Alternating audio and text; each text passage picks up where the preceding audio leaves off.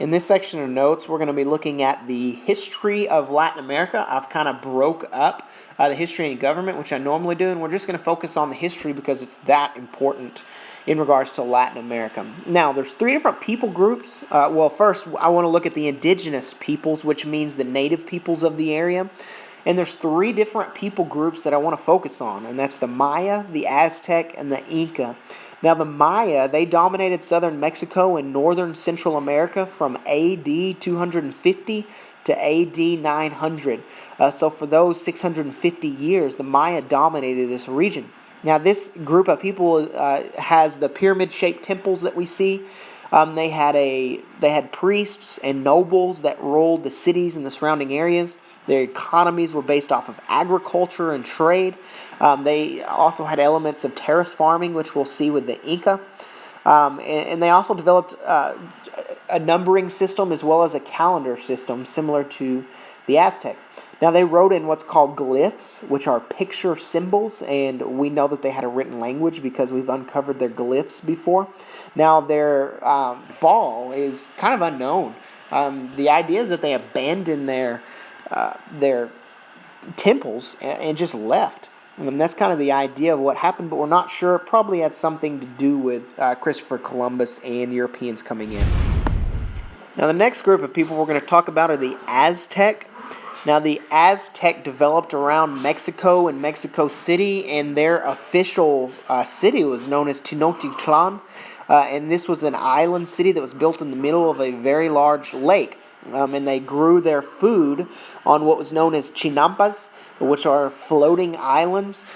Since then, Mexico City is no longer on a lake. It's kind of dried up, but it was a highly advanced civilization. When the European explorers came over, they were amazed that these indigenous peoples were that advanced and that they could create this city on the middle of an island. They had a highly structured social class system, which was headed by the emperor, as well as military officers. And they grew things such as corn, tomatoes, and what was known as cacao, later became known as cocoa, which became chocolate. And then we have the Inca people. These people were settled in the Andes Mountains. They constructed massive temples and networks of road systems. Their farmers were highly advanced, and they modified the environment by creating terraces into the side of the mountain so that they can grow food. They domesticated the alpaca and the llama, and they developed what was known as the quipu, which was a series of knotted cords that represented different items as well as different numbers. So again, a highly advanced civilization. The Inca were located in the Andes Mountains.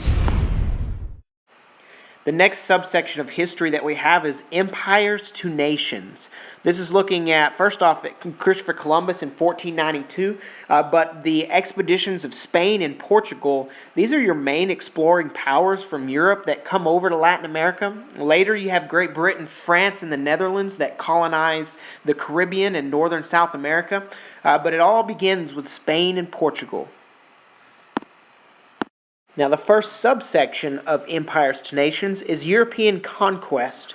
This is the era with conquistadors such as Hernan Cortez. These people were seeking riches. Cortez, for example, defeated the Aztec and claimed Mexico for Spain. You also had conquistadors like Francisco Pizarro. Francisco Pizarro destroyed the Inca in Peru, and he began Spain's conquest of South America, all the while seeking gold and silver. The Portuguese, you'll find, will come over and will settle in Brazil. And what you start to see is rule that develops like Spanish rule in these different territories. At the beginning, you had what was known as viceroys, and these were people that were royally appointed that represented the government of that European nation in the new colonies of Latin America. And then you started to see missionaries being sent over for conversion. There's 3 G's to remember in European conquest: God, gold, and glory. Those 3 G's are what anybody that's coming over are doing. Either spreading God, seeking gold, or seeking glory for yourself. Now moving on to your colonial economies. Mainly the Spanish were after gold and silver, but there were definitely some agricultural products that these explorers were after as well. Number one, coffee became a very profitable item, but sugarcane. Sugarcane became one of the most profitable agricultural items in the region, so much so that the Native Americans were enslaved to grow more of it. And then when the Europeans killed off the Native Americans, then they turned and started the African slave trade because sugarcane was so profitable. And what you have because of sugarcane is you have a diversity of cultures between the African slavery, the slave culture that's there, the native culture of the region, as well as the European culture of the area. And sugarcane is the fundamental element behind that diversity of culture. And then finally gaining independence. In the late 1700s, resentment against Europeans began to spread. This is a time period where they witnessed the American Revolution. Slaves, they wanted freedom. The wealthy colonists wanted to have self-rule. They didn't want a European power to control them like Great Britain did America. Haiti was the first to reach independence, but then others soon followed. Cuba was one of the last to reach independence, even though it was in the Caribbean area where Haiti was. But you see this spread of revolution throughout Latin America, as you can see from the dates on this map. And then we have what's known as the era of dictatorships. After these countries reached independence, there was a massive political and economic instabilities of the area. Some leaders did want democracy, but what you started to see a lot of is individual power. The dictatorship set up in this region was what was called caudillo, Caudillo. This is just the name for a dictator in the area. These dictators generally were wealthy landowners who had the backing of the military, and they became absolute rulers after independence. And then finally, we have what's called the movement for change. Panama is a good example of this.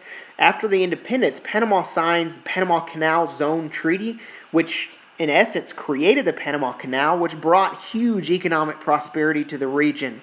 Coupled with industrialization, which begins to take over in the late 20th centuries, the economies start to prosper as governments are giving up less and less power in the economic spectrum, and as economies have more of a free enterprise type of system. The gap between the rich and the poor do widen, and you have extreme poverty in a lot of areas of Latin America, and a lot of political unrest. For example, in Cuba, they have a revolution in 1959, which allows communism to take over. Communism remained in Cuba during the 1990s, but democratically elected governments did start to emerge, and a lot of Latin American countries today are struggling to get over government corruption. In Mexico, one-party rule ended in 2000. More power and more rights to the people are developing as these nations are becoming developed, which goes hand in hand. You'll see as the nations move and become a more developed nation, they become more of a free enterprise economic system, and the governments give up more power to the people. Aprendimos a quererte desde la histórica altura, donde el sol de tu bravura le puso un cerco a la muerte. Aquí se queda la